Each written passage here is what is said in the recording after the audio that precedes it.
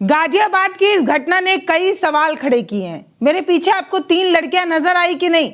एक 12, एक 14, एक 16 साल की। ये तीनों लड़कियां सगी बहनें थीं जिन्होंने अपनी जिंदगी को खत्म करने का फैसला इसलिए लिया क्योंकि ये कोरियन कल्चर को पसंद किया करती थी। कोई गेम वगैरह खेला करती थी जिसमें टास्क वगैरह दिया जाता था और तब से एक चल पड़ी है कि अपने बच्चों के मोबाइल फ़ोन पर ध्यान दीजिए, कहीं वो किसी चीज़ के एडिक्टेड तो नहीं हो रहे हैं। इस तरीके की चर्चाएं हो रही हैं। गाजियाबाद की इस घटना पर मैं बात करूंगी ही, लेकिन ऐसी घटना कई बार कई जगहों पर देखने को मिली, चाहे चेन्नई हो, गाजियाबाद हो, दिल्ली हो। अलग अलग जगहों पर इस तरीके की घटनाएं बार बार देखने को मिलती हैं जिसमें बच्चे कभी पबजी गेम का शिकार होते हैं तो कभी किसी कोरियन गेम का शिकार होते हैं। इसको लेकर एक बात कही जाती है कि आप अपने बच्चों का फ़ोन स्क्रीन देखिए, वो ज़्यादा समय तक फ़ोन की दीवानगी में तो नहीं डूबे जा रहे हैं, ये ध्यान लगाइए। न जाने क्या कुछ कहा जाता है। ये सही भी है, एक पेरेंट्स के रूप में हमें ये ध्यान रखना चाहिए। लेकिन गाजियाबाद की ये जो घटना आपको पीछे नज़र आ रही है ना, ये सिर्फ मोबाइल गेम की लत नहीं है। इन 3 लड़कियों ने अपने आखिरी लेटर में जो कुछ भी लिखा है वो हैरान करने वाला है और ये भी बताने वाला है कि जब पेरेंट्स अपने बच्चों पर ध्यान नहीं देते हैं तब इस तरीके की घटनाएं हो जाया करती हैं। 3 लड़कियां जो भरे पूरे परिवार में अपने आप को अकेला महसूस कर रही थी। एक नहीं, दो नहीं, 3 माहों के बीच ये लड़कियां पिस रही थी। परिवार में आर्थिक तंगी और कलेश के बीच ये बड़ी मासूम सी बच्चियां जिनकी उम्र ही 12, 14 और 16 साल की है, इससे आप अंदाजा लगा सकते हैं कि कितने कच्चे उम्र में ये लड़कियां थी। इसके बावजूद इन्होंने अपनी एक अलग ही दुनिया बना ली थी। इन्होंने भारत में रहते हुए अपने कमरे को कोरियन स्टाइल में डिज़ाइन करा लिया था और वो अपनी ही दुनिया में जी रही थी। ना स्कूल जाना, ना बाहर के किसी दोस्त से बात करना, ना बाहर की दुनिया से मिलना जुलना, किसी तरीके से कोई भी इनकी सोशल गैदरिंग नहीं हुआ करती थी। ये बच्चियां अपनी ही दुनिया में मगन थी। ये तीनों बहनें एक दूसरे की साथी भी थी और ऐसे कह दें तो जीवन साथी भी थी। ये लड़कियां सिर्फ साथ रहने नहीं, साथ नहीं रहने का भी फैसला एक साथ ही कर लेती हैं। ये तीनों सगी बहनें आखिर 3 BHK के एक सोसाइटी के एक कमरे में अपने आप को अकेला क्यों महसूस कर रही थी? पिता ने एक माँ से शादी की, फिर उन्हीं की बहन से शादी कर ली, फिर उसके अलावा एक मुस्लिम महिला से शादी कर ली। 3 माएँ एक घर में हैं, इसके बावजूद भी लड़कियां अपने आप को अकेला महसूस कर रही हैं। अपने आखिरी नोट में इन लड़कियों ने साफ लिखा कि ये अकेला महसूस करती हैं, ये कोरियन कल्चर को पसंद करती हैं और इनके परिवार वाले नहीं चाहते। इस तरीके की बातें इन्होंने लिखी और बहुत कुछ इनके इस पत्र, इस लेटर में है जो सार्वजनिक नहीं है, लोगों तक पहुंचा नहीं है। पुलिस के पास ज़रूर है, पुलिस इसे पढ़ रही है। जो राइटिंग के एक्सपर्ट होते हैं उनसे ये लेटर भेजा गया है, समझने की कोशिश की जा रही है कि क्या सच में इन्हीं लड़कियों ने ये सब कुछ लिखा है। क्योंकि आप समझिए कि लेटर जिस भाषा में लिखी गई है उसमें कहीं भी हम नहीं, मैं लिखा गया है। तो क्या इनमें से किसी एक लड़की ने इस लेटर, इस पत्र को लिखा, बाकी की 2 सिर्फ पदचिन्ह पर चल रही थी? इसके अलावा कई और सवाल थे, जैसे 9वीं मंजिल से गिरना और उसके बाद बॉडी अलग अलग जगहों पर मिलना, और जिसमें से एक बॉडी बिल्डिंग के एकदम ठीक पास मिलती है, जिससे संदेह हो रहा है। कई सवाल खड़े हो रहे हैं। आसपास के लोगों और उस सोसाइटी में रहने वाले लोगों ने बताया कि घर से रोज़ आवाज़ें आया करती थी, गाली गलौज की, मारपीट की, इस तरीके से घरेलू हिंसा की और ये सारी चीज़ें। जब एक घर में एक नहीं 3 माएँ होंगी, पिता का ध्यान बच्चों पर कम, माँओं पर ज़्यादा होगा, तब इस तरीके की घटना कहीं ना कहीं बच्चों के जहन में आ ही जाती है। बच्चे स्कूल नहीं जा रहे हैं, पिता ये बता रहे हैं कि वो कर्ज तले दबे हुए थे, इसलिए उन्होंने बच्चों को पढ़ाया नहीं, लड़कियों को घर में ही रखा। अरे भैया, प्राइवेट स्कूल में नहीं पढ़ा पा रहे थे तो सरकारी में पढ़ा लेते। पढ़ना सिर्फ अक्षरों का ज्ञान लेना नहीं होता है, ये बात समझना होगा कि जब हम अपने बच्चों को पढ़ाते हैं तो ये सोचते हैं कि बच्चे पढ़ लिख कर काबिल बनेंगे, लेकिन सिर्फ काबिल बनने के लिए नहीं पढ़ाना होता है। जब हम अपने बच्चों को स्कूल भेजते हैं तो बच्चे और बच्चों को देखते हैं, उनसे उनके कल्चर, उनकी संस्कृति, बोलने का तरीका और बहुत कुछ बिना पढ़े ही सीख रहे होते हैं। वो सोशलिस्ट बन रहे होते हैं, वो समाज में जीने का तरीका सीख रहे होते हैं। लेकिन जब बच्चे स्कूल जाना बंद कर देते हैं, घरों में कैद हो जाते हैं, मोबाइल के स्क्रीन पर अपनी दुनिया बनाने लगते हैं, तब गाजियाबाद जैसी घटना हो जाया करती है। गाजियाबाद के भरत सिटी सोसाइटी के 9वीं मंजिल पर रहने वाला ये परिवार और सारे परिवारों से बहुत अलग था। आसपास के लोगों ने कहा कि ये लोगों से बातचीत कम किया करते थे, इनका लोगों से जुड़ाव कम हुआ करता था। ये पूरा परिवार ही कहीं ना कहीं ब्लैक लिस्टेड था या अपने आप को बांध कर रखा हुआ था, लोगों से बात कम किया करता था।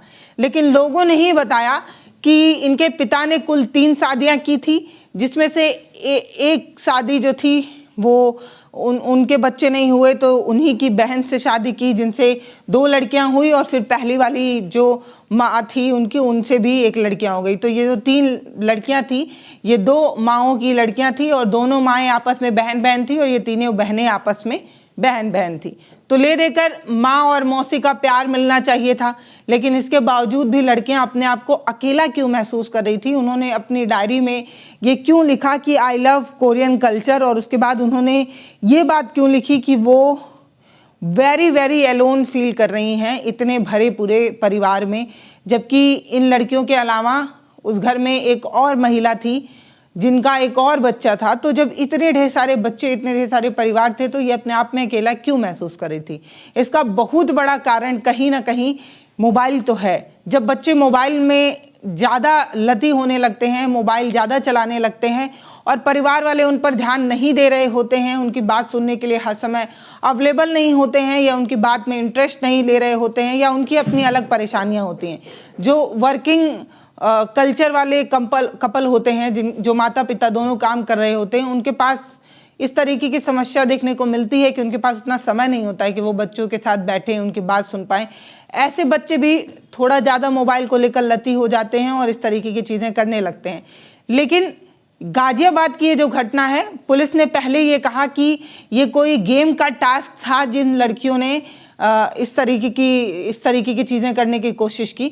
लेकिन बाद में जब आखिरी लेटर पुलिस के हाथ लगा, तो उस लेटर में जो बातें निकल कर सामने आई, उससे ये पता चला कि सिर्फ कोई गेम इसका एक कारण नहीं है। जबकि मोबाइल और डायरी की जांच करने के बाद ये पता चला कि सिर्फ गेम कोई कारण नहीं था। बच्चियां अपने आप को बहुत ज़्यादा अकेला महसूस कर रही थी, बहुत ज़्यादा परेशान महसूस कर रही थी, इसलिए उन्होंने ये कदम उठाया। इन बच्चियों के बाप ने ये बताया कि 24 घंटे फ़ोन में ही लगी रहती थी, फ़ोन में ही अपनी दुनिया बना ली थी, इसलिए उन्होंने उन बच्चियों को डांटा और फ़ोन छीन लिया।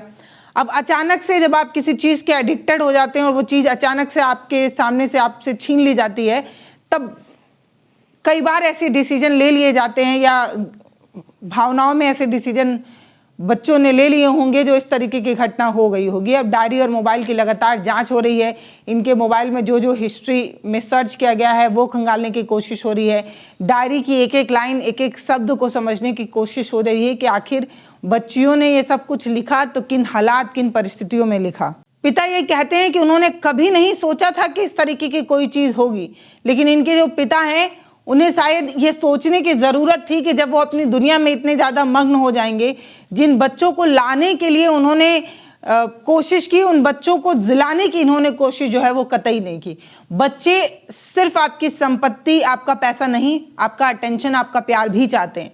जब बच्चे बड़े हो रहे होते हैं, एक उम्र के बाद वो चाहते हैं कि पिता माँ उन्हें समय दें, उनकी बात सुने, उनकी परेशानी समझे, और हम पेरेंट्स के रूप में ये सोचते हैं कि अब बच्चे बड़े हो गए हैं, अपना समझ, अपनी डिसीजन खुद ही बनाएं।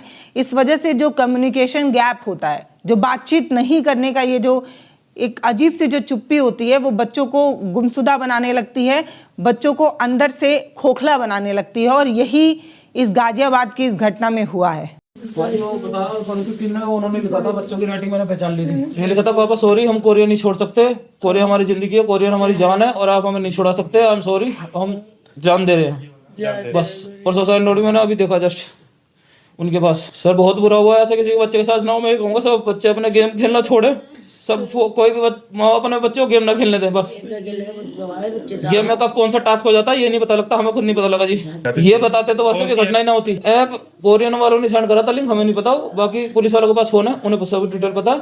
दूसरा, अगर ये पता होती कि क्या टास्क दे रहे हैं, मैं वो गेम नहीं खेलने देता जी उन्हें।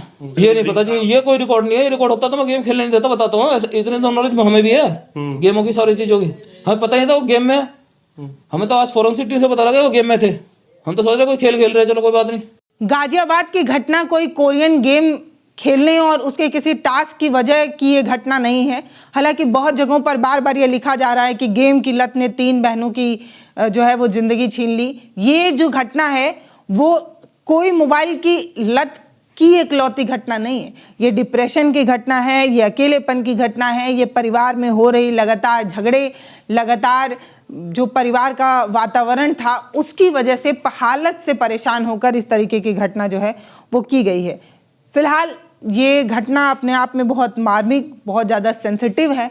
इस घटना पर बात करने से पहले भी रूह कांप जाती है, क्योंकि जब आप किसी बच्चे के ना होने की खबर पर चर्चा कर रहे होते हैं या बता रहे होते हैं कि नन्हे फरिश्ते या नन्हे फूल अब बगिया से झड़ चुके हैं, अब इस दुनिया में नहीं है, ये बताना ही अपने आप में बहुत ज़्यादा सेंसिटिव हो जाता है। समझ नहीं आता कि किन शब्दों से अपनी बातों को रखूं, कैसे अपनी फीलिंग बताऊं कि बहुत ज़्यादा बुरा हुआ, ऐसा नहीं होना चाहिए था, परिवारों को इस बात के बारे में सोचना चाहिए था, लेकिन ये सब कुछ कहकर होगा ही क्या, क्योंकि अब ये बच्चे अब इस दुनिया में नहीं हैं।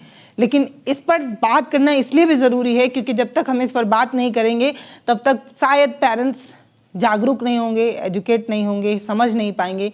इसलिए अगर आप एक पेरेंट्स हैं तो आपसे हाथ जोड़कर निवेदन है कि समय निकालिए, अपने बच्चों के लिए समय निकालिए।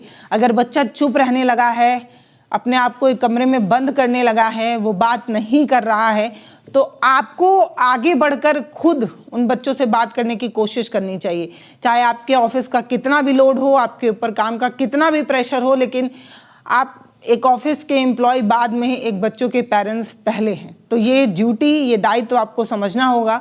गाजियाबाद के इस घटना से अगर हम सीख लेके आगे आने वाली एक भी घटना को रोक पाएँ तो ये समझिए बहुत बड़ी जीत हो सकती है, बहुत बड़ा पहल हो सकता है। तो सजग और सचेत रहने की ज़रूरत है। सजग रहिए, सचेत रहिए, अपने परिवार को समय देते रहिए। बहुत ज़रूरी है इस तरीके की चीज़ों के लिए समय निकालना। फिलहाल इस खबर पर आपकी जो राय हो वो हमें बताइएगा। धन्यवाद।